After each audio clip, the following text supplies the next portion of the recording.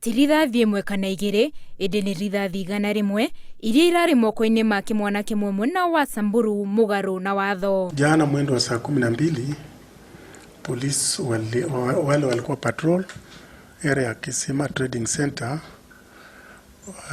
walielezwa na raia ya kwamba iko mtu amebeba vitu na kuenda kuangalia akakuja kupatikana na risasi 100. Kuona ati mwingi niguo uramenyithirie borithi ugwati uyu mubike, riu komanda wa kaunti ya Samburu ni oritie mwingi kuhuraga riboti kuri honge cia ugitiri riria mona undu wothe ungithararia ugitiri wa mwingi mwena ucio.